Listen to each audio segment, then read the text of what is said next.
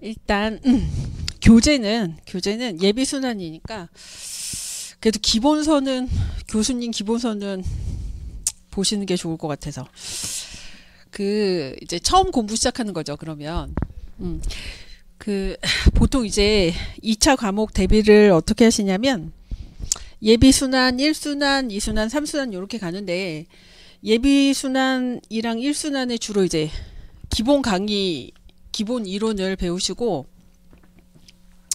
보통 2순환에 이제 기출문제 풀이를 하시고 그다음에 이제 3순환에 그야말로 이제 실전 모의고사 쭉 푸시면서 답안 작성하시고 하거든요. 근데 그 사실 그래서 예비 순환에도 기본 이론 공부를 하신다고 보시면 되고 1순환에도 이제 심화 강의 일종의 심화 강의라고 해서 이론을 공부를 하시는 건데 그 어쨌든 우리가 그 목표는 답안을 잘 쓰는 거잖아요. 그죠? 그 오늘 프린트를 2개를 드렸는데 이거 행정학 기출문제를 요약한 프린트가 하나 있어요.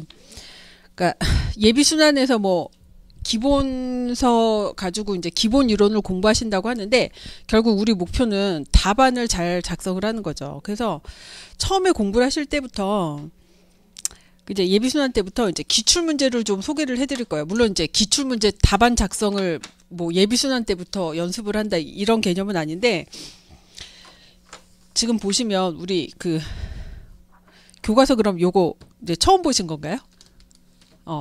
그 가장 많이 사실은 보는 교과서가 이 유민봉 교수님 한국행정학 교과서고요. 그 다음에 뭐 여러 가지가 있죠. 뭐 권기현 교수님 교과서도 요새는 많이 보고 그 다음에 세행정학 3.0도 보고 하는데 이게 지금 교과서 보시면 아시겠지만 이게 600페이지가 넘잖아요. 거의 700페이지 가까이 되는데 2차 시험 대비로 이 한 권으로 사실 커버가 안 돼요. 그리고 이거 말고도 사실 여러 개 교과서가 있는데 문제는 뭐냐면 이게 그 예를 들어서 이 교과서 유민봉 교수님 한국행정학 교과서에서도 물론 이제 중요한 쟁점이 있긴 한데 여기에 이제 기존의 기출문제에 출제됐던 내용이 완전히 다 포함되어 있진 않거든요. 여기서 그 다루지 않고 있는 내용도 출제가 된 게 있고 그러면 지금 이제 시중에 나와 있는 교과서 행정학 개론 교과서를 한 3권 정도 읽으면 그럼 다 커버가 되느냐. 그런데 그것도 아니에요. 실제로 그 출제되는 내용 보시면 이제 강론 정도까지 공부를 해야만 푸실 수 있는 문제들도 상당수가 있어요. 그런데 그래서 예비순환에서는 일단 유민봉 교수님 교재는 그 복습용으로 꼭 그 진도 나간 부분을 파트를 복습을 해서 읽어 주시고요. 그다음에 제가 그 이제 세행정학 3.0이라는 교재가 있는데 그 교재를 이제 부교재로 쓸 거예요. 부교재로 쓸 건데 그 교재는 굳이 사서 읽지는 않으셔도 돼요. 그 교재에서 제가 꼭 필요한 부분 유민봉 교수님 교재랑 이제 중복되는 부분도 있는데 그 유민봉 교수님 교재에 빠져 있는데 그 기존에 이제 시험에서 출제가 돼서 꼭 알아두셔야 되는 부분이 있거든요. 그래서 그 부분은 제가 요약을 해서 따로 드릴 테니까 그 부분 참고를 하시면 되고 그래서 일단 예비순환의 목표는 뭐 시험에 출제되는 전 범위를 우리가 다 다룰 수는 없어요. 사실은 그 기본서 정도 소화한다라고 보시면 되는데 그런데 이 2개 정도 기본서를 소화를 하시면 일단 시험에서 그 다루고 있는 가장 기본적이고 필수적인 이론이라든가 개념이라든가 내용은 어느 정도 이제 대강의 그 행정학의 내용은 정리가 되실 거예요. 근데 우리가 이제 한번 공부한다고 해서 답안을 막 외워서 쓸 수 있는 정도는 아니잖아요. 그래서 이제 1순환에는 본격적으로 이제 심화를 한다고 보시면 돼요. 아까 말씀드린 것처럼 요 교재만으로는 사실 범위가 모두 포괄되지 않기 때문에 이 이제 기본 베이스 예비순환에서 하신 베이스를 기본으로 해가지고 이제 그야말로 본격적으로 답안 작성에 필요한 그 심층적인 내용을 좀 정리를 하실 거고 그 다음에 이제 1순환부터는 본격적으로 답안 연습을 좀 하셔야 될 것 같고 그 다음에 이제 2순환은 이제 예비순환이랑 1순환 때 공부한 내용을 바탕으로 해서 기존의 기출문제를 쭉 정리를 하실 거예요. 근데 제가 예비순환부터 간단하게 그 진도에서 그 다룰 수 있는 그 기출 문제는 어느 정도 간단하게 소개를 좀 해드릴 거고요. 그래서 일단 강의 진행은 그 교재는 복습용으로 혹은 예습을 해오셔도 상관없긴 한데, 제가 일단 오늘은 첫날이니까 뭐 진도를 어딜 나가겠다라고 말씀을 안 드렸기 때문에 그냥 오늘은 설명을 들으시면 되고, 그 혼자 공부를 하실 때는, 복습을 하실 때는 그 진도 나간 부분에 해당되는 요 유민봉 교수님 챕터를 좀 정독을 해주시면 좋을 것 같아요. 정독. 자, 그래서 그 다음에 그 아까 말씀드린 것처럼 새행정 3.0 교재에 해당되는 부분은요, 제가 이제 요약을 해서 드릴 테니까 그 부분은 PPT 내용이랑 그 다음에 수업 내용으로 정리를 하시면 될 것 같고요. 그래서 지금 그 프린트 두 개인데, 첫 번째 그 행정학 기출문제 정리한 프린트가 있는데, 그래서 단원별로 제가 정리를 해놨어요. 근데 이게 기출문제가 단원별로 딱 떨어지는 게 아니거든요. 그러니까 행정학 전반에서 그 문제를 출제를 하는 거기 때문에 우리는 이제 챕터별로 이제 앞에서부터 차례로 나갈 건데, 출제되는 문제를 보시면 뭐 그 챕터 1에서 나오는 주제만 가지고 문제를 내는 건 아니에요. 그냥 전반을 가지고 이렇게 응용을 해서 종합적으로 내는 문제이기 때문에, 그래서 이 오실 때 이 기출문제 프린트는 항상 가지고 오세요. 제가 그때 공부하시는 그 지금 우리 공부하고 있는 챕터라든가 공부하고 있는 진도와 관련해서 어떤 식으로 기출문제가 나왔는지 정도는 좀 보고 가시는 게 좋을 것 같아서 이 기출문제 프린트는 항상 가지고 다니시면 될 것 같고요. 자, 행정학 이제 처음 공부하시니까, 행정학 처음 공부하시니까 어떤 교재든지 무슨 학이라고 붙은 교과서를 보시면요, 그 챕터 1에 제1장에 그 학문에 대한 뭐 정의, 그 다음에 이 학문이 이제 어떤 내용을 담고 있고 어떤 걸 공부하게 되는지에 대한 정의가 나와 있어요. 그래서 유민봉 교수님 교재도요, 챕터를 보시면 맨 앞에 뭐가 나오냐면 행정의 개념에 대한 설명이 나오거든요. 행정의 개념에 대한 설명이 나와요. 행정의 개념을 우리가 답안지에 쓸 일은 사실 없어요. 답안지에 쓸 일은 없는데, 이 행정의 개념을 좀 간단히 이해를 하시면 이제 앞으로 우리가 행정학에서 공부하실 전체 내용이 어떤 내용이 있는지를 확인을 하실 수가 있어요. 자, 우리 뭐 이제 공무원 되려고 시험 준비를 하시니까 행정학이라는 게요, 정부의 행정 활동을 연구하는 학문이죠. 정부의 행정 활동을 연구하는 학문이고, 그래서 행정 활동을 연구하는 학문이기 때문에, 자, 행정이라는 게 결국은 주체가 누구예요? 주체가 정부가 하는 거죠. 우리나라를 기준으로 보면 대한민국 정부가 하는 일이고요. 자, 대한민국 정부가 주로 하는 일이 뭐겠어요? 국민에게 공공 서비스를 제공한다. 뭐 이런 표현을 쓰기도 하고, 그 다음에 그 우리 뉴스 보시면 그 제일 먼저 뉴스에서 나오는 게 정치 행정 분야에 대한 뉴스가 나오는데, 대한민국 정부가 뭐뭐 했다, 그 다음에 뭐 대통령이 어쩌고저쩌고 국회가 어쩌고저쩌고 이런 얘기 나오잖아요.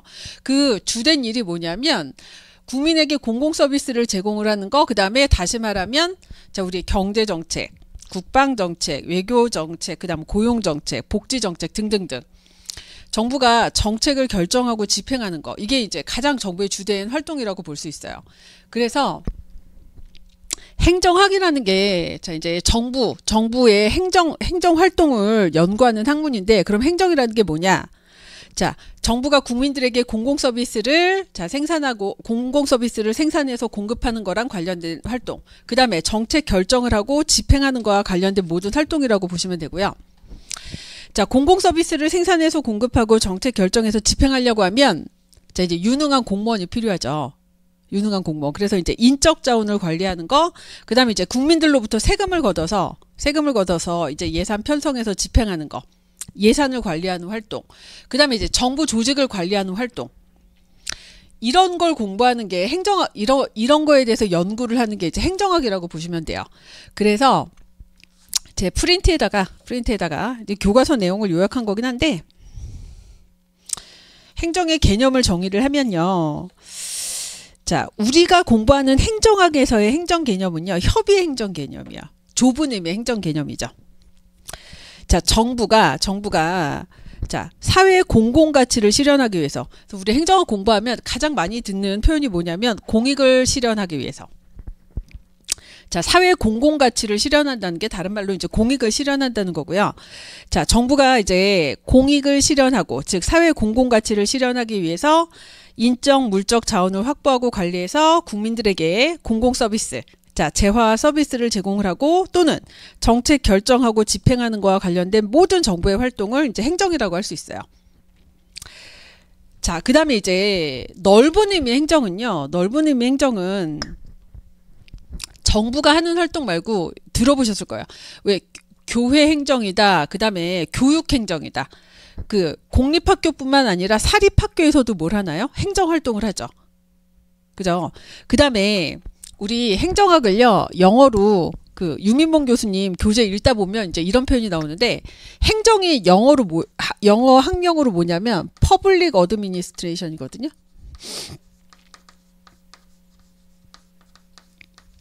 근데 이 어드미니스트레이션이 사실은 경영이라는 의미죠. 경영.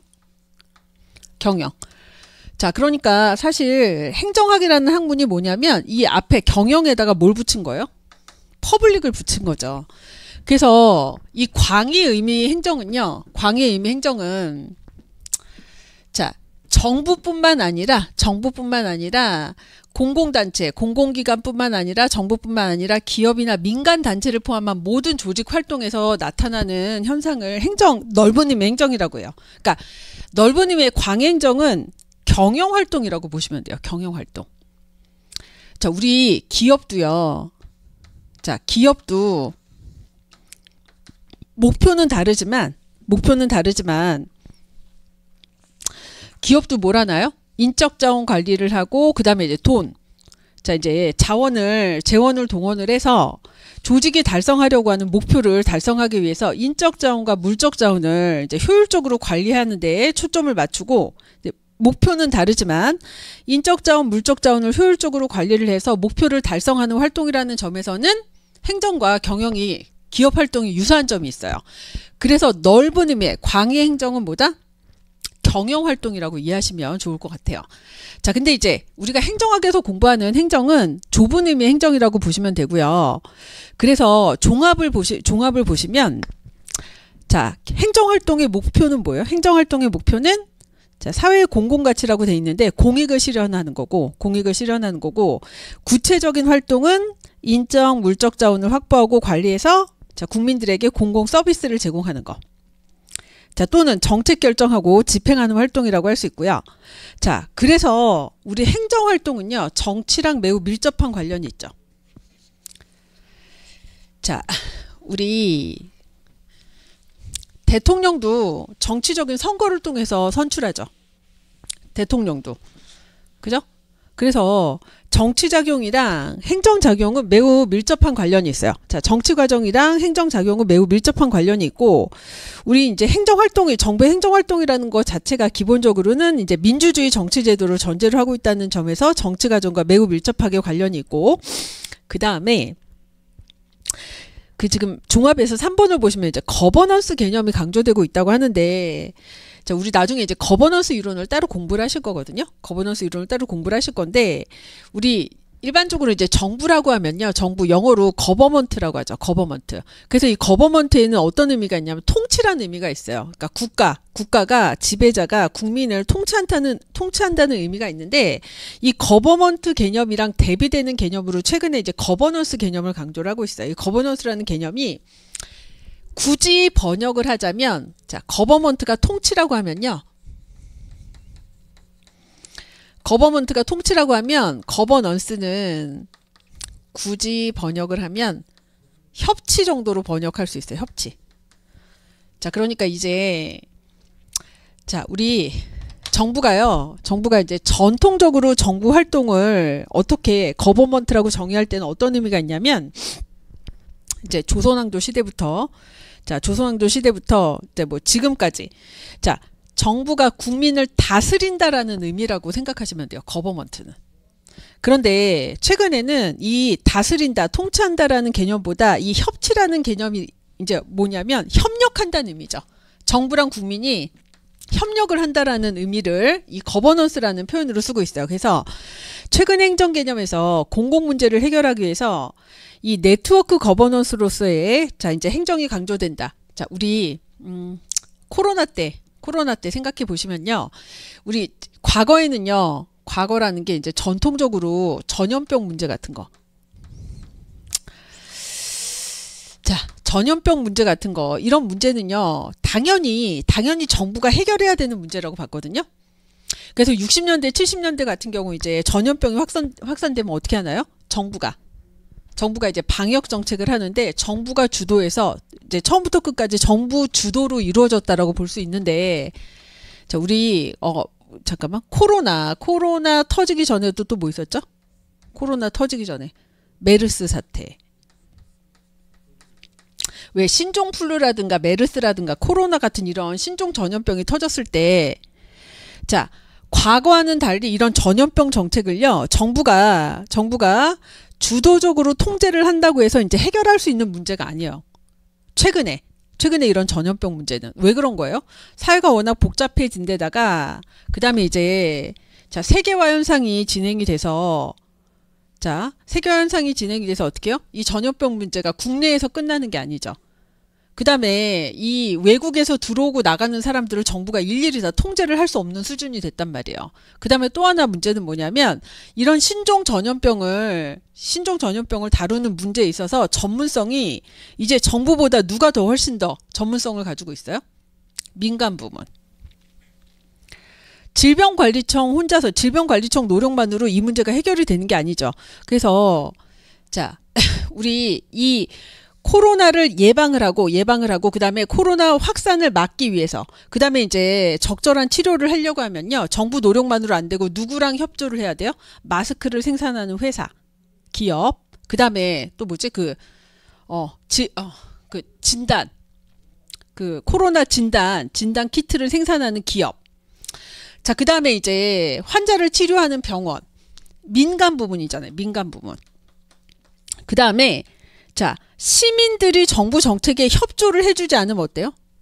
이 문제가 해결이 될 수가 없어요. 확산을 막을 수가 없죠. 왜? 사회적 거리두기를, 자, 정부가 아무리 이거를 규제를 하고 단속을 한다고 해도 이게 해결이 되는 문제가 아니에요. 국민 한 사람이 어떻게 해야 돼요? 정부 정책이라든가 정부 지침에 자발적으로 협력을 하지 않으면 해결되지 않는 문제예요.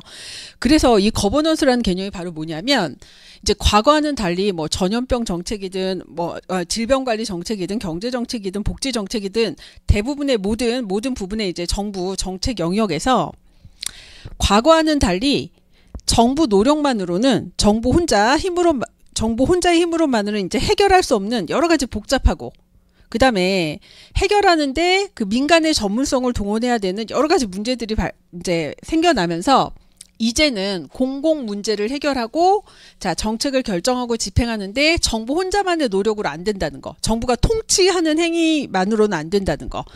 그래서 자, 협치라는 게 바로 뭐예요? 자, 이제 이런 전염병 정책을 자, 효과적으로 해결을 하려고 하면, 자, 이제 정부 노력만으로는 안 되고 누구랑? 기업이라든가 민간 부분에 있는 시장에 있는 기업이라든가 그다음에 시민단체라든가 시민이라든가 이런 다양한 행위자들과 협력을 통해서 문제를 해결하는 방식, 이걸 이제 거버넌스라는 표현을 쓰고 있어요. 그래서 최근에 행정 개념이라고 돼 있지만, 최근에 행정학에서 되게 강조되고 있는 중요한 이론 중에 하나가 바로 뭐냐면 이 뉴 거버넌스, 네트워크 거버넌스 이론이에요.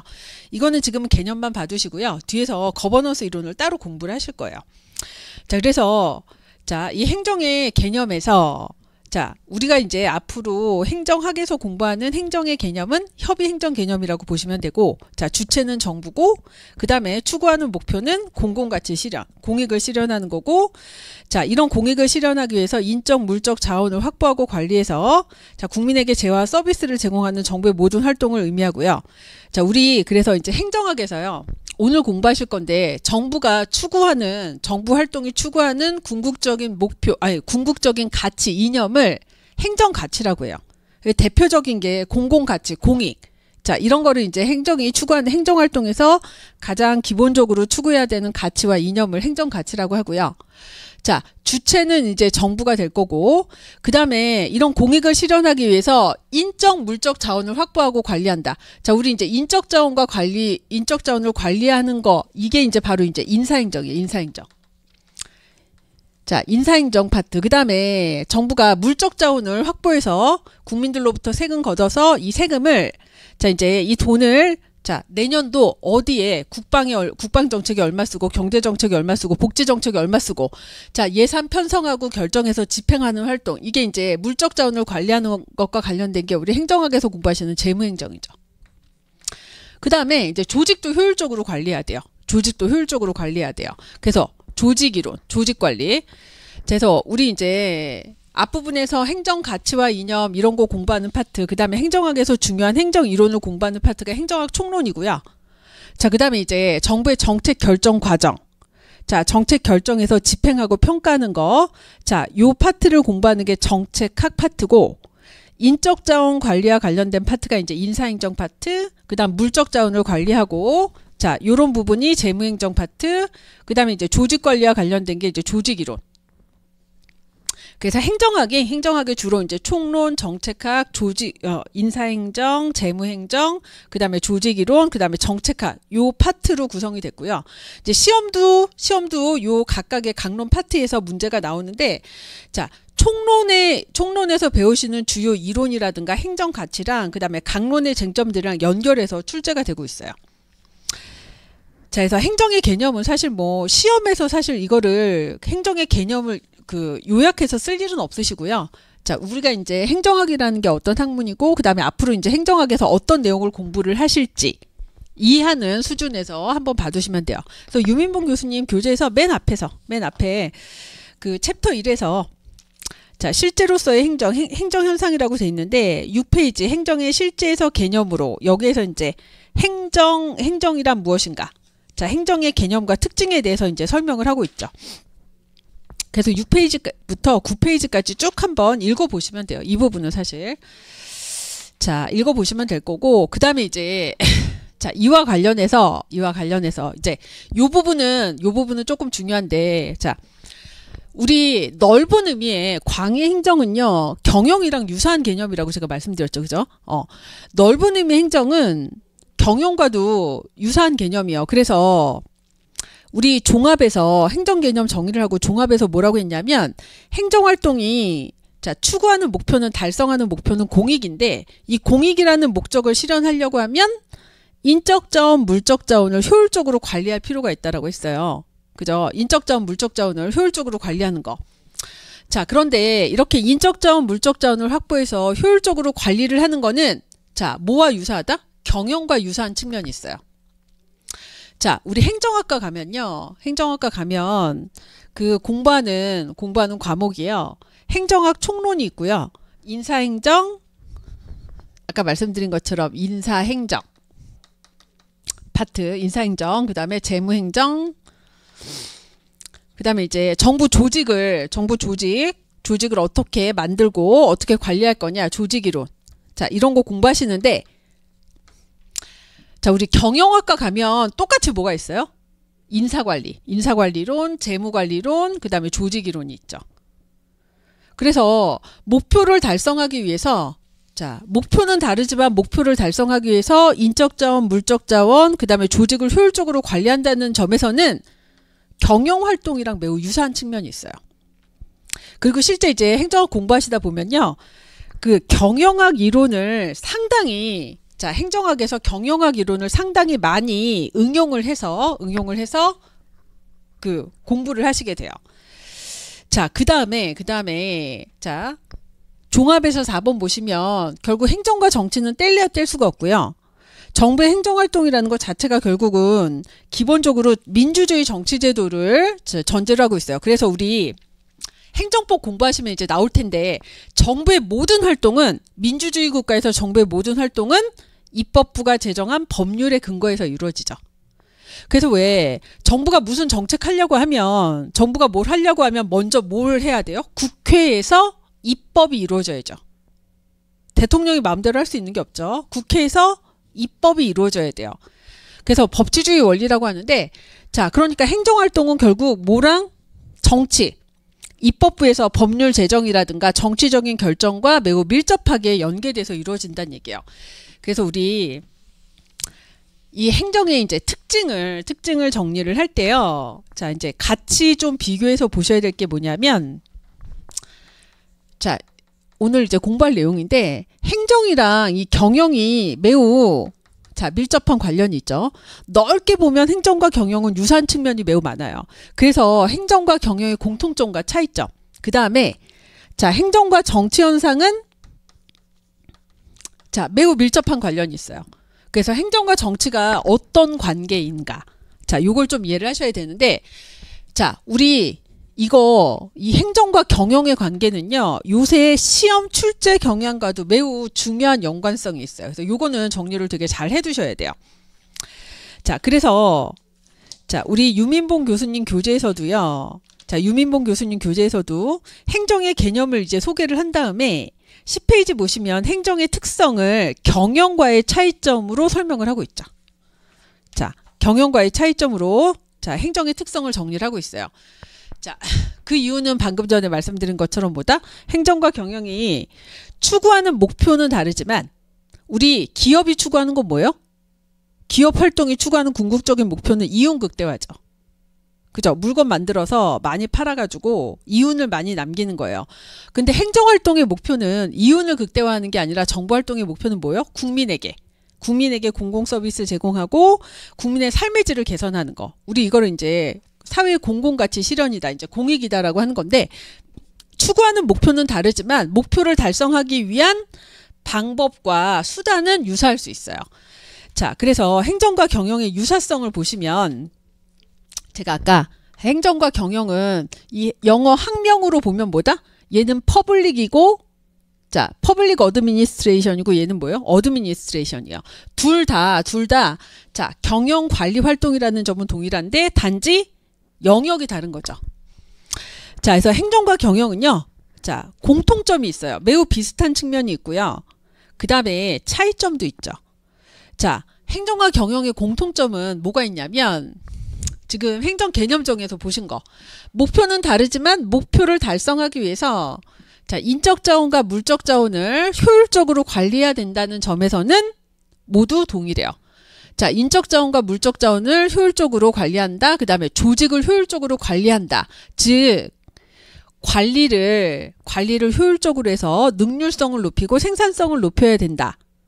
자, 이런 측면에서는 동일한 측면이 있어요. 이걸 이제 관리 기술, 인적 자원 관리, 물적 자원 관리, 조직 관리에 있어서 능률성을 추구한다. 라는 점에서는 기업 활동이든 기업 경영이든 자, 정부 행정활동이든 간에 유사한 측면이 있다는 거죠. 자, 그 다음에, 자, 3번은요, 뭐 너무 당연한 얘기인데, 우리 조직을 왜 만드는 거예요? 자, 사람들이, 여러 사람들이, 다수의 사람들이, 자, 공동의 목표를 달성하기 위해서 혼자 하는 것보다는 이제 협력을 하는 것이 훨씬 더 효과적이기 때문에 협력을 통해서 목표를 달성하기 위해서 만드는 게 조직이죠. 정부 조직도 마찬가지고 기업 조직도 마찬가지예요. 그래서 행정과 경영 모두 자, 다수의 구성원들이 공동의 목표를 달성하기 위해서 자, 협력을 하는 행위라는 점에서는 공통적이다. 자, 우리 행정과 경영에서 사실 중요한 건 1번과 2번인데요. 자, 1번은 관리 기술이라는 점에서 그 다음에 능률성을 추구한다는 점에서 유사하고 그 다음에 2번 관료제적인 성격이라는 자, 표현이 있는데 우리 이제 관료제 이론은 나중에 이제 조직 이론에서 자, 관료제 이론을 별도로 공부를 하실 건데요. 행정학 공부하시다 보면 가장 많이 나오는 표현 중에 뭐 이런 표현을 써요. 정부 관료제. 정부 조직을 이제 정부 관료제라는 표현으로 쓰거든요. 정부 관료제. 이 이제 관료제라는 표현이 자, 이제 19세기에 막스 베버라는 학자가요. 자, 막스 베버라는 학자가 나중에 공부하실 건데 자, 막스 베버라는 학자가 관료제 이론을 정리를 했는데 자, 이 베버의 관료제 이론에서 자, 이 베버라는 학자가 뭐라고 했냐면요. 정부 조직이든 기업 조직이든 간에 조직의 규모가 커지면 자, 사람이 점점 늘어나서 조직의 규모가 커지면 자, 삼성이나 LG처럼요. 자, 대기업도 마찬가지고요. 우리 정부 조직도, 정부 지금 공무원이 100만 명이 넘죠. 자, 이렇게 조직의 규모가 커지면 목표를 달성하는 가장 효율적인 조직구조 형태로 나타나는 게 바로 뭐다? 이 관료제 조직구조 형태라고 했어요. 그래서 왜 제가 정부 관료제라는 표현을 쓴다라고 했냐면요. 정부 관료제라고 하면요. 이렇게 생각하시면 돼요. 피라미드 형태의 계층제 조직. 자, 피라미드 형태의 자, 계층. 자, 계층제 원리가 적용되는 조직이에요. 우리 정부에서 이 계층제 원리가 적용되는 대표적인 조직이 어디 있어요? 국방부, 경찰. 자, 우리 계층이라는 표현을 다시 말하면 뭐예요? 계급이 적용되는 조직이죠. 경찰, 국방부 이런 조직. 자, 조직에서요. 자, 우리 이제 일반직 공무원도 어때요? 9급부터 1급까지. 자, 이 1급부터 9급까지 어때요? 계층과 서열에 의해서 상관이 명령하면 부하는 이 명령에 복종해서 업무를 처리를 해야 하는 조직이에요. 이게 바로 뭐예요? 계층제 원리예요. 조직에 계층과 서열이 나뉘어져 있어서 이제 상관이 이제 상위 계층에 있는 상관이 명령하고 지시를 하면 자, 부하 직원은 어때요? 그 명령과 지시에 복종해서 업무 처리를 하는 거. 그래서 이 관료제 조직의 가장 중요한 성격 중에 하나가 뭐냐면 계층제 원리가 적용되는 거. 그 다음에 자, 우리 일을 효율적으로 하려고 하면요. 어떻게 해야 되냐면 분업을 시켜야 돼요. 분업. 자, 우리 정부 조직도 마찬가지고 기업 조직도 마찬가지고 어떻게 돼 있어요? 자, 기업에 가면요. 자, 전략기획실, 기획 담당하는 부서가 있고 인사관리 담당하는 부서 있고 재무관리 담당하는 부서 있고 자, 마케팅, 영업 자, 분업을 시켜놨죠. 분업을 시켜놨어요. 정부 조직도 마찬가지죠. 자, 그래서 이렇게 자, 계층제의 원리가 적용이 되고 분업의 원리가 적용이 되고 업무 처리를 할 때 자, 법규, 자, 규정과 공문서에 의해서 업무 처리를 하는 이런 조직구조 형태를 관료제 조직이라고 해요. 자, 정부 조직은 대부분 거의 99.9% 어때요? 관료제 조직구조 형태죠. 그런데 기업 중에서도요, 대기업은 대부분 이런 관료제의 성격을 띠고 있어요. 그래서 정부든 기업이든 특히 이제 대기업인 경우에 대규모 조직인 경우에는 자, 조직 구조 형태에서 이 관료제라는 조직 구조 형태를 띠고 있다. 자, 그런 점에서 행정과 경영이 유사하다라는 거예요. 그래서 우리 이제 관료제라는 표현은 뒤에서도 공부를 하시겠지만 그 관료제, 정부 관료제라고 하면 이 피라미드 형태의 계층제 조직 구조라는 거, 자, 요거 기억하시면 되고요. 그래서 행정과 경영은 이런 측면에서 유사성이 있어요. 특히 이제 관리 기술적 측면, 그 다음에 이제 관료제적 성격을 갖는다는 거, 요거 기억하시면 되고요. 자, 그런데 공통점도 있지만 차이점도 있죠. 차이점도 있어요. 자, 차이점은요. 사실 차이점이 더 중요하죠. 차이점이 더 중요해요. 아니, 기업 경영이랑 정부 활동이 자, 이제 근본적으로 달라질 수밖에 없는 가장 중요한 이유는 뭐냐면 자, 추구하는 목표가 다르다는 거죠. 추구하는 목표. 자, 기업 경영은요. 기업 경영의 자, 궁극적인 목표는 뭐다? 이윤을 극대화하는 거예요. 이윤을 남기는 거, 이윤 극대화. 자, 근데 대한민국 정부가 그다음에 공무원이 자, 이제 사익을 추구한다든가 이익 극대화를 추구하면 그런 곤란하겠죠. 그래서 자, 정부 활동 행정의 목표는 이제 사회적인 공공 가치를 실현하는 거다. 혹은 이제 공익을 실현하는 거다. 이렇게 표현을 하고요. 그래서 자, 그 PPT 자료 그 몇 페이지 더 넘기시면 행정과 경영의 관계에서 이제 유사성이랑 그다음에 이제 차이점을 정리한 표가 있어요. 이거는 제가 정리한 게 아니라 새행정학 3.0에 보시면 뭐 출처를 아실 필요는 없는데 이렇게 정리가 돼 있어요. 자, 교과서에 이렇게 쭉 설명이 돼 있고 이렇게 표로 정리를 해 놓으면요. 중요하다는 얘기예요. 왜 중요하냐면 중요한 이유는 조금 이따 설명드릴 건데 일단 목적에 있어서요. 행정은 공공의 이익, 사회 전체의 자, 사회 다수의 자, 전체 이익을 추구하는 공익을 추구하는 반면에 자, 기업 경영은요. 이 기업을 구성하고 있는 주주들의 이익, 자, 사익을 추구하는 거죠. 이윤극대화를 추구해요. 일단 이게 다른데 제가 앞에다가 이 목적에 있어서 추구하는 가치가 공익이냐, 자, 사익이냐 이런 차이가 있는데 사실 더 중요한 거는 그 다음에 설명을 알아두셔야 돼요. 자, 우리 공익은요. 공익. 그 다음에 자, 기업 경영이 추구하는 사익인데 이때 이윤 극대화예요. 자, 우리 기업이 추구하는 이윤 극대화. 기업의 목표는요. 오로지 하나죠. 오로지 하나예요. 이윤 극대화. 오로지 하나인데 우리 공익을 나중에 이제 행정가치에서 공부하실 건데요. 공익은 개념을 뭐라고 정의하냐면 뭐 사회 전체의 이익이다. 공공의 이익이다. 이렇게 표현을 하는데요. 이때 정부가 추구하는 공공가치, 공익은요. 매우 다양해요. 매우 다양해요. 자, 우리 코로나 때 제가 오늘 지나간 코로나 얘기를 너무 많이 해서 죄송한데, 자, 우리 코로나 때 문제가 뭐였냐면, 정부가 코로나 때, 자, 이 코로나의 확산을 막아서 국민들의 건강과 안전을 보호하는 것도 중요한 목표인데, 문제는 국민들의 건강, 안전, 이것도 중요한 목표인데요. 자, 문제는 뭐냐면 이 국민들의 건강과 안전을 지키기 위해서 코로나의 확산을 막기 위해서 사회적 거리두기를 강화하게 되면 그럼 어떤 문제가 생겨요? 자영업자들 영업을 규제를 하고, 그죠? 그 다음에 사회 전반적으로 뭐가 위축이 돼요? 경제 활동이 위축이 되잖아요. 자, 즉 무슨 얘기냐면 이 두 가지를 동시에 추구를 해야 되는데 이 두 가지 목표가 어떻게 해요? 서로 상충할 가능성이 높죠. 자, 경제학에서 이제 경제학에서라기보다 자, 우리 이 성장과 분배. 자, 경제 성장도 중요한데요. 경제 성장과 동시에 뭐도 중요해요? 공정한 분배도 중요하잖아요. 그런데 이 경제 성장과 공정한 분배가 사실은 동시에 달성하기 매우 어려운 목표죠.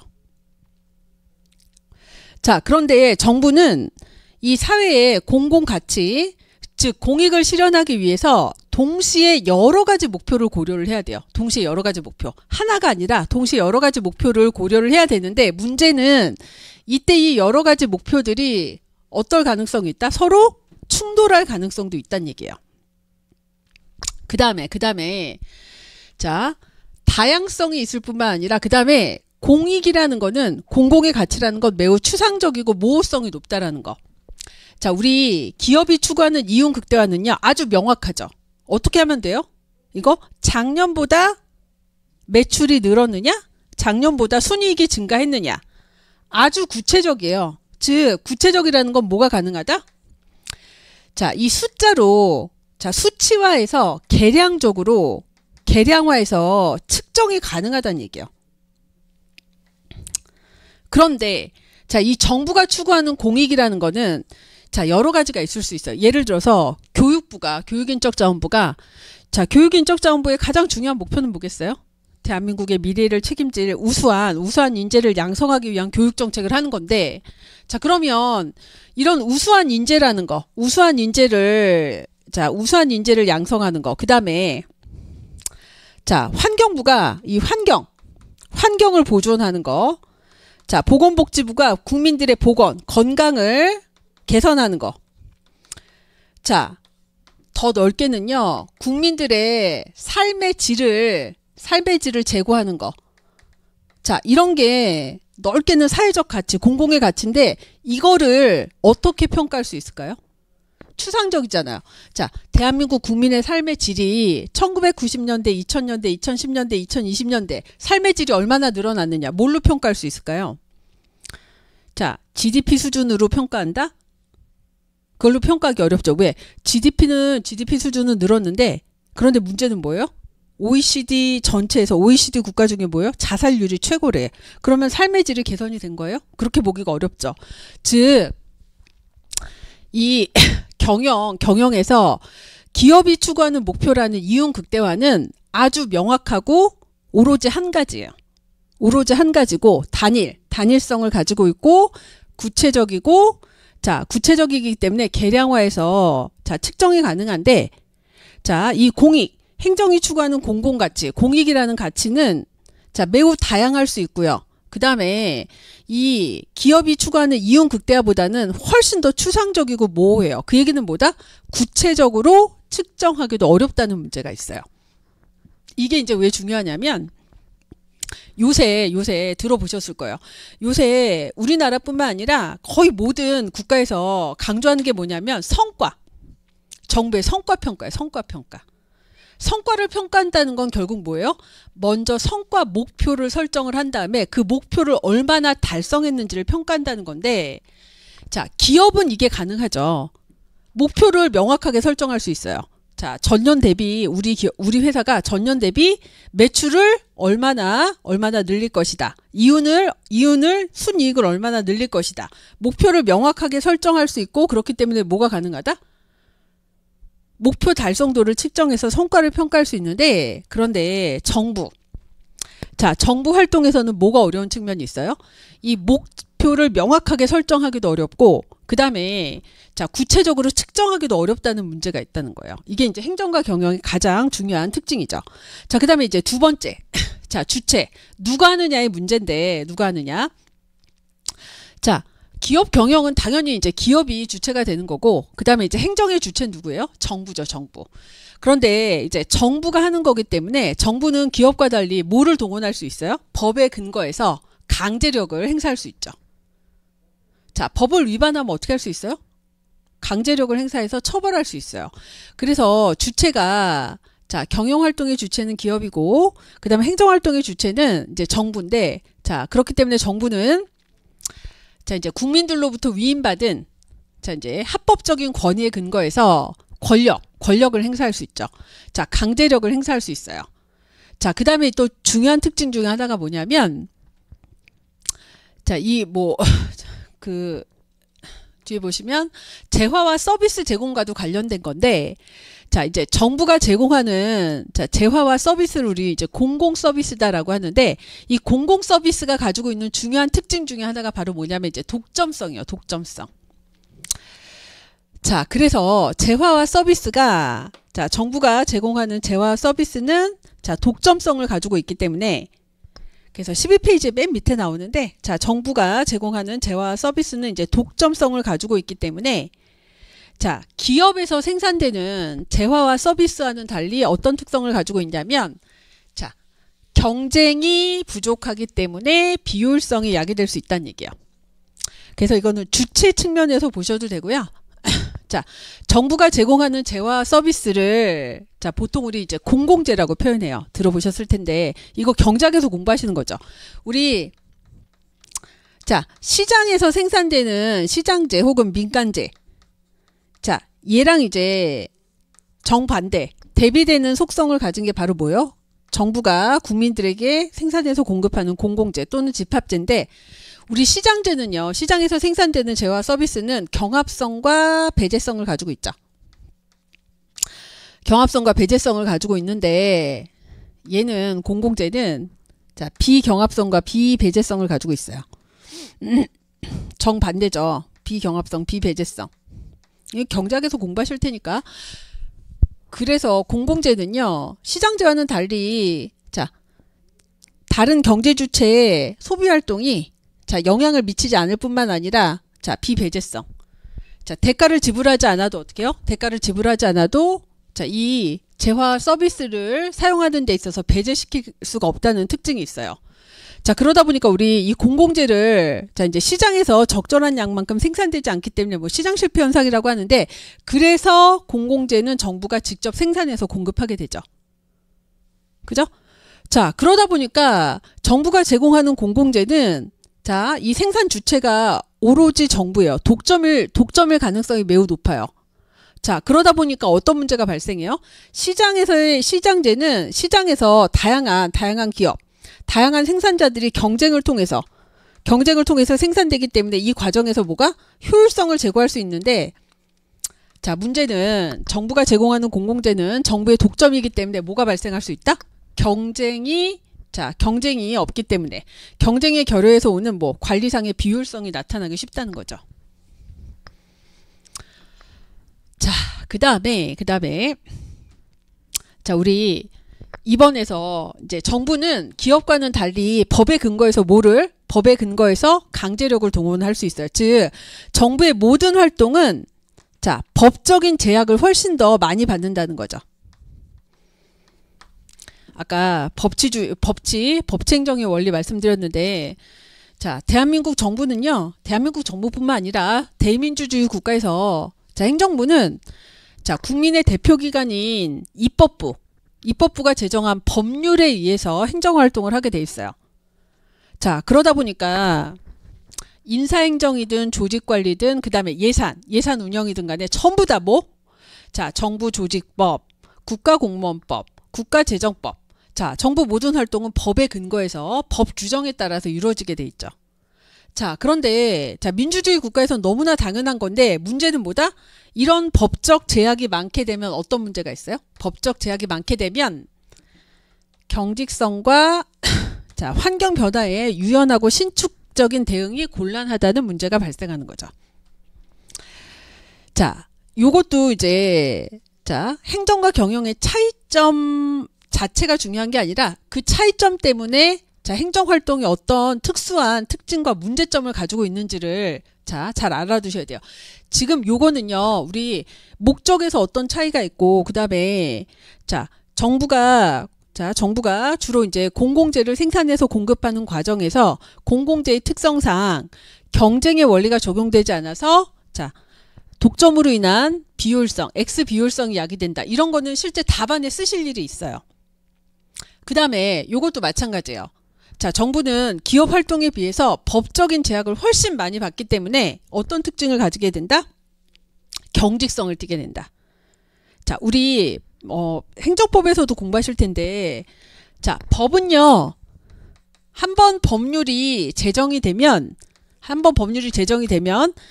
개정되거나 폐지되기 전까지는 어때요? 지속적으로 효력이 발생하죠. 근데 문제는 뭐냐면 이 법률은 한번 제정되면 쉽게 바뀌기가 어렵잖아요.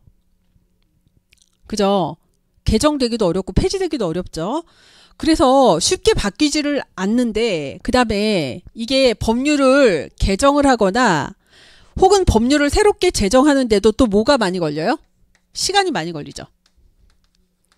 자, 우리 법안이 입안이 돼서 법안을 만들어서 자, 국회에 제출을 해서 자, 국회에서 의결이 돼서 자, 효력이 발생하기까지 시간이 오래 걸리잖아요. 시간이. 그러다 보니까 요새 세상은 되게 빨리 변한단 말이에요. 자, 환경의 변화는 매우 빨리 이루어지는데 이 법률은 이 환경 변화의 속도를 따라가지 못해요. 자, 그러다 보니까 정부 활동이 어떤 특성을 가지게 된다? 자, 기업 경영 활동보다 훨씬 더 자, 환경에 대한 그때그때 환경 변화에 대한 자, 신축적이고 유연한 대응도 곤란할 뿐만 아니라 자, 경직성이 유발되는 특징이 발생하게 된다는 거예요. 자, 뭘로 예를 들면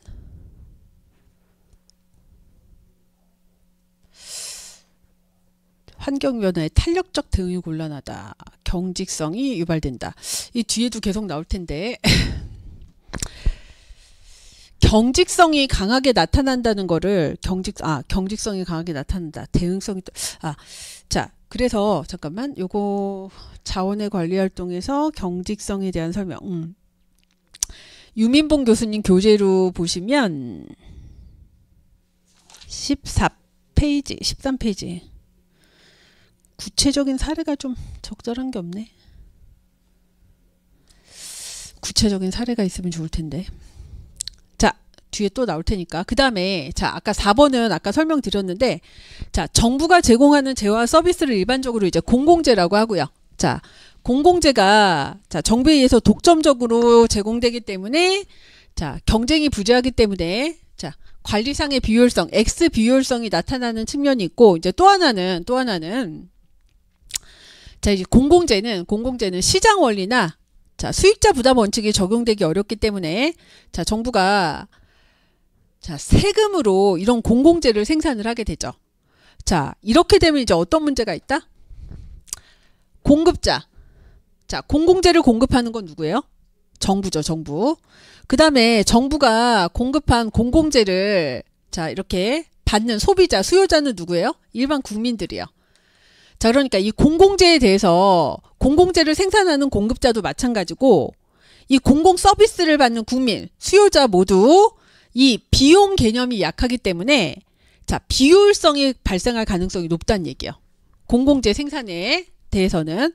그 다음에 자, 이 공공재, 정부가 생산하는 공공재나 공공 서비스는 자, 시장에서 경쟁 원리에 따라서 효율적으로 자원 배분이 이루어지는 게 아니라 정치적으로 이루어지죠. 정치적으로.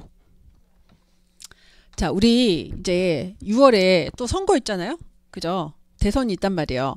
그러면 자, 이 대선 후보들이 이제 선거 공약을 제시를 하는데 이 선거 공약이라는 게 결국 뭐겠어요? 국민들에게 어떤 정책을 해주겠다, 어떤 서비스를 해주겠다 이런 건데 이게 효율성 논리가 아니라 뭐예요? 정치 논리죠. 그 선거에서 더 많은 득표를 하기 위해서 국민들이 선호하고 지지할 만한 정책을 제시를 한단 말이에요. 그죠? 이거는 효율성 논리가 아니에요. 그래서 왜 그 선거 때마다 무슨 기본소득 제도를 도입하겠다는 등 주로 선심성 공약이 나오는 이유는 뭐겠어요? 정치적인 논리죠. 그런데 이 경제적인 측면에서 생각을 하게 되면 어떤 문제가 있는 거예요? 경제적인 효율성 측면에서는 정부가 국민들로부터 걷어들이는 세입이 있을 거고요. 그 다음에 이제 지출이 있을 건데, 자, 이 효율적이 되려고 하면 어떻게 해야 돼요? 이 세입과 세출 간의 균형이 있어야 된단 말이에요. 자, 지금 전 세계적으로 어때요? 재정 건전성. 선진국뿐만 아니라 우리나라도 이제 재정 적자 문제, 재정 건전성 문제가 중요한 이슈가 되고 있는데, 자, 이 효율적인 측면에서 공공 서비스를 생산해서 공급하려고 하면 어떻게 해야 돼요? 국민들에게 꼭 필요한 공공 서비스를 꼭 필요한 만큼만 생산해서 공급을 해야 돼요. 그죠?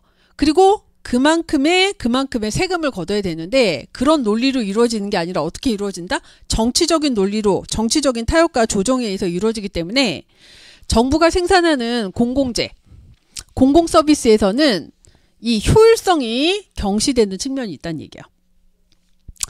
자, 그 다음에 자, 환경적 요소 보시면요. 자, 행정은 기업 활동과는 달리 앞에서 다 중복된 내용이죠. 자, 법적 제약을 훨씬 더 많이 받고 입법부가 제정한 법률에 의한 행정을 해야 되기 때문에 자, 법적인 제약도 훨씬 많이 받고 그 다음에 이제 정치적인 영향도 많이 받는다. 정치적인 환경에 의한 영향도 많이 받는다. 자, 그래서 자, 법에 의한 엄격한 제도적 통제를 받을 뿐만 아니라 자, 시민단체나 이제 뭐 일반 국민, 시민단체, 그다음 정당, 언론, 자, 여론 등에 의해서 영향을 받고 자, 기업 활동보다 훨씬 더 자, 많은 통제를 받고 그다음에 책임을 자, 받게 된 책임을 이제 책임을 강요받는다는 점에서도 차이가 있다는 거죠. 자, 이런 내용은 이제 전반적인 걸 이해를 하시면 되는데 제가 아까 말씀드린 것처럼 요새 그 행정학에서 되게 이제 중요한 그 패러다임이라고 해야 되나? 개혁의 흐름이 있는데 자, 이제 지겹도록 들으실 거예요. 신공공관리론이라고 자, 이제 영미를 중심으로 해서요. 영미를 중심으로 해서 1980년대 이후부터 지금까지 자, 이 전 세계적으로 지금 그 행정 개혁에 영향을 주고 있는 이제 이론, 패러다임 흐름이 있어요. NPM이라고 신공공관리론이라고 하는데 이게 영어로 보시면요. 제가 이걸 쓰고 있을 필요가 없죠. 뉴 퍼블릭 매니지먼트인데 어딨나? 행정과 경영의 관계에서 이게 지금 자, 지금 신공공관리론이라고 해서요. 1980년대 이후부터 영국과 미국을 중심으로 해서요. 그 행정개혁에서 이 신공공관리론은 개혁 패러다임이 유행을 하고 있어요. 전 세계적으로. 우리나라는 김대중 정부 때부터 영향을 받았어요. 그래서 지금 현재 우리나라의 인사행정제도, 그 다음에 재무행정 예산제도, 그 다음에 정부 조직 구조, 정부 운영에 지금 거의 90% NPM 제도가 영향을 미치고 있다고 보시면 돼요. 그래서 시험 문제, 기출 문제 엄청나게 많이 났어요. 신공공관리론이 엄청나게 시험 문제 많이 났는데, 근데 이 신공공관리론이요, 영어로 보시면 자, 뭐라고 돼 있냐면 퍼블릭 매니지먼트라는 표현을 쓰거든요. 그러니까 정부 영역을, 공공 영역을 기업 경영처럼 효율적으로 경영해야 된다, 효율적으로 관리해야 된다라는 사조예요.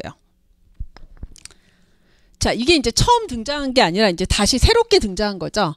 그래서 자, 뉴 퍼블릭 매니지먼트라 그래서 자, 정부 공공 영역을 기업처럼 효율적으로 관리하고 경영해야 된다.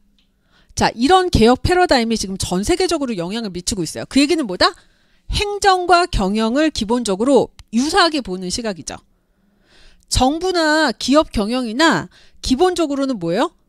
효율적인 관리 활동이니까, 자, 저기 삼성이나 LG나 이런 기업에서 성공적이었던 경영 기법을 정부에도, 정부 운영에도 그대로 적용해서 어떻게 해야 된다? 정부도 효율적으로 운영해야 된다. 자, 정부도 성과를 높여야 된다. 이런 개혁 흐름이 80년대 이후부터 쭉 전 세계적으로 지금 유행을 하고 있어요. 그러다 보니까 자, 요거를 답안에 쓸 일이 있으시겠죠. 행정과 경영을 유사하게 보는 시각에서 개혁이 쭉 이루어지고 있다. 자, 행정과 경영은 어떤 유사한 점이 있겠느냐. 그런데 자, 이런 개혁을 몇십 년 동안 쭉 하다 보니까 당연히 문제가 발생해요. 왜 문제가 발생하겠어요? 행정과 경영은 공통점도 있지만 차이점도 있죠. 자, 서로 다른 차이가 있는데 경영기법을 행정에 그대로 적용하면 문제점이 나타날 거 아니에요. 그래서 행정과 경영의 유사성과 이 차이점은 실제로 답안에 쓰실 일이 있어요. 그래서 이 부분은 정리를 좀 잘 해두셔야 돼요. 이 부분은 실제로 답안에 쓰실 일이 있어요. 그래서 잠깐만, 그 기출문제 프린트를 보시면요, 기출문제 프린트 그걸 드린 이유가, 기출문제 프린트에서 이제 6페이지 보시면요, 6페이지 보시면 그 이제 로마자 3번으로 그 목차를 매겼는데, 이제 NPM이라고 해서 NPM이 이게 신공공관리, 이제 행정개혁인데 신공공관리론인데, 보시면 이거랑 관련된 문제들이 많이 출제가 됐죠. 지금 6페이지부터 어디까지야? 6페이지, 7페이지, 8페이지, 9페이지의 맨 위에 문제까지 이 NPM 개혁과 관련된 건데, 이 NPM 개혁이라는 것 자체가 전제가 뭐다? 행정과 경영을 유사하게 보고 기업의 경영 기법, 자, 시장에서의 이 효율적인 경영, 자, 이걸 추구하는 기업의 경영 기법을 정부 운영에 그대로 적용해서 정부의 효율성을 높여야 된다. 이런 개혁 흐름이에요. 자, 그러다 보니까 이런 개혁이 유행하게 된 배경이 뭐냐랑, 그 다음에 주요 내용은 그러니까 뭐겠어요? 행정과 경영을 유사하게 보고 기업의 경영 기법을 행정에 적용하는 내용이에요. 개혁의 주요 내용이. 자, 그런데 차이점을 제가 왜 강조했냐면, 이런 개혁을 쭉 추구하다 보니까 어떤 문제가 발생했냐면, 행정과 경영이 본질적인 차이가 있음에도 불구하고 기업의 경영 기법을 행정에 적용을 하다 보니까 여러 가지 부작용, 문제점이 생긴 거죠. 이제 그 부분을 서술하는 문제가 여러 번 출제가 됐어요. 그게 바로 가장 중요한 차이는 뭐다? 목표가 다르다. 목적이 다르다. 본질적으로 목적이 달라요. 자, 그 다음에, 자, 기업의 경영기법 중에 가장 중요한 게 바로 뭐냐면 성과관리기법이거든요. 성과관리기법. 그런데, 자, 우리 그래서 지금 공무원들요. 자, 기업에서는 옛날부터 뭐가 있었어요? 성과급 제도가 있었죠.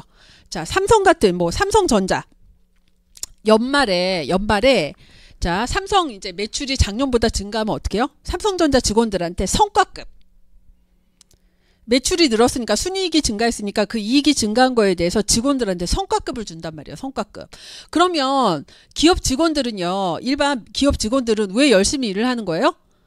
내가 열심히 일을 해서 회사가 이제 매출이 늘어나면 그만큼 나한테 뭐가 돌아오는 거야? 내가 열심히 일해서 회사 매출에 기여를 했으니까 나에게도 성과급이 돌아오는 거예요. 그러니까 열심히 일을 하는 거지. 자, 그런데 이런 성과급 제도를 이제 NPM 개혁이 유행하면서 정부에도 도입했어요. 그래서 지금 현재 우리나라 1급부터 9급까지 모든 공무원에게 뭐가 적용돼요? 성과급 제도 적용되죠. 그죠? 5급 이상은 성과 연봉제, 6급 이하 공무원에게는 성과 상여금 제도가 도입이 됐어요. 그런데 이런 성과급 제도가 과연 성공적이었느냐? 그렇지 못하다라는 비판이 있는데 그 이유는 뭐 때문이에요? 이 목표에서 성과급을 주려고 하면요. 성과 평가를 해야 돼요. 성과 목표를 설정한 다음에 목표를 얼마나 달성을 했느냐 성과 평가를 해서 성과 평가 결과에 따라서 성과급을 주는 건데 행정과 경영은 본질적인 차이 때문에 성과 평가를 하기가 어려운 측면이 있죠. 자, 그래서 요 부분은 잘 이해를 하셔야 되는 게 실제 답안지에 구현하실 일이 있다. 그래서 지금 다 외우려고 하지 마시고요. 요 파트는 그래서 행정과 경영의 공통점과 차이점은 어느 정도 정리를 해서 실제 답안에 응용을 해서 쓰셔야 되기 때문에 이 부분은 정리를 좀 잘 해두셔야 돼요. 자, 그래서 이렇게 표로도 정리를 해놓은 건데, 자, 유사성 할 때 결국 내용을 이해를 하시고요. 지금부터 암기를 하실 땐 뭘 암기하시냐면 키워드를 암기하시면 돼요. 키워드. 그 답안 작성할 때 그 이제 답안 강평할 때 그 출제하신 이제 교수님들이 답안 강평하면 뭘 강조하시냐면 행정학적 용어를 쓰셔야 되거든요. 학문적 용어를 쓰셔야 돼요. 학문적 용어. 학문적 용어라는 게 별게 아니라 뭐겠어요? 행정과 경영의 유사성을 얘기를 할 때 관료제적 성격을 가지고 있다. 관리 기술적 성격을 가지고 있다. 요런 용어. 그 다음에 이제 목적에 있어서 공익을 추구하느냐, 이윤 극대화를 추구하느냐. 자, 그 다음에, 자, 행정은 이제 법적인 규제를, 자, 경영보다 법적인 규제를 훨씬 더 많이 받는다. 자, 그래서 제가 아까 요렇게 교과서에 보통 이제 이론적인 내용을 쭉 서술을 한 다음에, 자, 교과서를 쓰신 교수님들이 이렇게 표로 정리를 한 이유는 뭐냐면 중요하기 때문이에요. 중요하기 때문. 그 다음에 이제 뒤에서 또 이런 표가 나올 건데, 이런 표가 어떤 문제로 주로 많이 나와요? 비교하는 문제로 많이 나오거든요. 예를 들어서 행정과 경영의 공통점과 차이점을 비교해서 서술해라. 그럼 어떻게 쓰셔야 돼요? 차이점을 쓸 때 기준을 가지고 쓰셔야 돼요. 첫째, 목적 측면에서 어떻게 차이가 있다. 두 번째, 법적 규제 측면에서 행정이 훨씬 더 법적인 제약을 많이 받는다. 자, 셋째, 정치 권력적 성격에서는 어떤 차이가 있다. 답안을 쓰실 때, 답안 쓰시는 요령. 자, 뭐 비교해서 서술해라 이런 문제가 나오면, 자, 그냥 쓰시는 게 아니라, 자, 비교를 하는 기준이 있을 거 아니에요, 그죠? 기준을 가지고 쓰셔야 되는데, 요런 표에서 나오는 이 구분에 나오는 목적, 법적 규제, 정치 권력적 성격, 평등성, 독점성, 이게 바로 이제 뭐가 되는 거예요? 답안 서술하실 때, 자, 각각의 그 기준이 되는 거죠. 목적 측면에서는 어떤 차이가 있다. 첫째, 둘째, 법적 규제 측면에서는 어떤 차이가 있다. 그래서 행정과 경영의 공통점과 차이점은 잘 봐두셔야 되고요. 자, 그래서 그 다음 페이지 보시면 이제 정리를 한 게, 자, 왜 행정과 경영의 관계가 이제 중요하냐? 자, 이제 행정학의 이제 발전 과정을 보실 건데, 자, 이 행정학이 이제 처음부터 우리 행정학이라는 학문이요. 사실은 역사가 매우 짧아요. 자, 1887년 그 우드로 윌슨이라는 학자가요. 안 쓰셔도 돼요. 1887년에 우드로 윌슨이라는 학자가 1887년에 자, 우드로 윌슨이라는 학자가 행정의 연구라는 논문을 썼는데 이 논문에서 윌슨이라는 학자가 정치학자가 뭐라고 얘기했냐면 정치로부터 행정을 분리해야 된다. 정치로부터 행정을 분리해야 된다. 이런 주장을 했어요. 그래서 1887년이면 언제요? 19세기 말이죠. 1887년에 행정의 연구라는 논문에서 윌슨이라는 정치학자가 정치학으로부터 행정을 분리해야 된다. 정치학으로부터 행정학을 분리해야 된다. 자, 이런 표현을 했고요. 그래서 자, 현대 행정학이라는 학문이 언제 생겼냐면 바로 요때다. 우드로 윌슨의 행정의 연구라는 논문에서 자, 이제 정치학으로부터 행정학이 독립된 학문으로 독립된 학문으로 분과 학문으로 자, 독립됐다. 이런 표현을 쓰거든요. 그러니까 얼마 안 된 거죠. 1887년이면 몇 년 된 거죠? 80년, 97년? 1987년. 200년이 안 된 거죠. 그잖아요?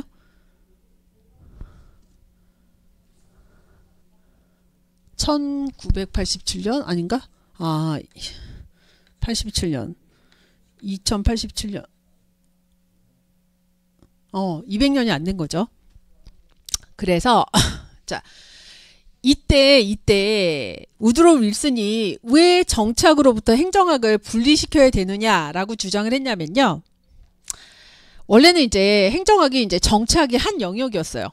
행정학이 정치학의 한 영역이었는데 이 이제 정치랑 행정이 분리가 안 되면서 여러 가지 이제 문제가 발생을 하면서 한마디로 이제 윌슨이라는 학자는 뭘 얘기를 한 거냐면 행정은 정치랑은 다르게 어떻게 해야 된다? 경영처럼 좀 효율적으로 정부를 운영해야 되는 거다라고 봐서 자, 정치로부터 행정을 분리시켜야 된다라고 얘기를 한 거거든요. 그래서 자, 행정과 경영의 관계에서 행정학이 처음 학문으로 성립했던 시기, 행정학이 태동하던 초창기.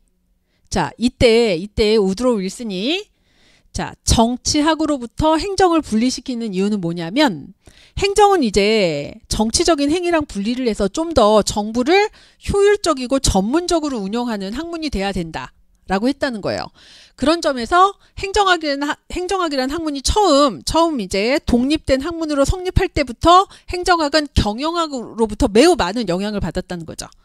그래서 행정학이 독립분과학문으로 성장할 때부터 자, 경영학으로부터 많은 영향을 받았어요.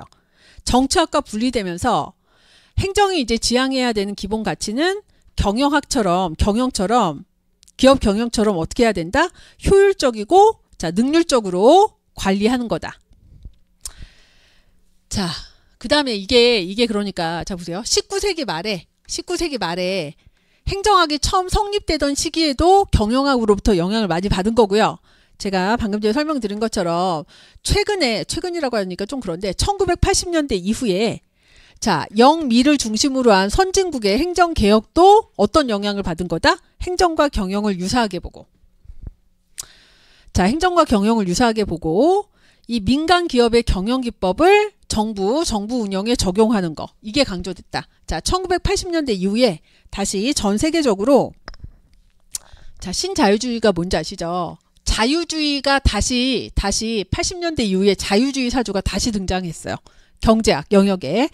그래서 이 신자유주의의 바탕을 둔 자, 그러니까 시장 경제 활동에 정부는 가급적 개입하면 안 된다. 규제 완화 이런 거를 강조하는 신자유주의 사조의 바탕을 둔 신공공관리론 정부개혁이 추진이 됐고 자, 전제가 뭐다? 행정과 경영을 유사하게 보고 자, 행정과 경영을 유사하게 보고 기업의 이런 성공적인 경영 기법을 정부 운영에 적용해야 된다. 그래서 자, 시험과 관련해서는 그래서 뭐가 중요한 거다? 행정과 경영의 차이점은 정리를 해두실 필요가 있다. 자, 그 다음에 자, 아까 뭐라고 말씀드렸냐면요. 행정이 이제 행정과 경영의 자, 공통점과 차이점도 중요하지만요. 자, 그 다음에 이제 정치 과정과도 행정은 매우 밀접한 관련이 있어요. 그래서 행정과 경영의 관계를 정리를 하시는 것도 중요하지만 자, 간단하지만 행정과 정치의 관계를 보시는 것도 중요해요. 행정과 정치의 관계. 자, 그래서 그 중간 부분은 좀 나중에 설명드릴 거고 그 PPT 뒷부분으로 가시면 행정과 정치의 관계도 있어요. 행정과 정치의 관계. 자, 잠깐 쉬었다가 요 행정과 정치의 관계부터 설명드릴게요.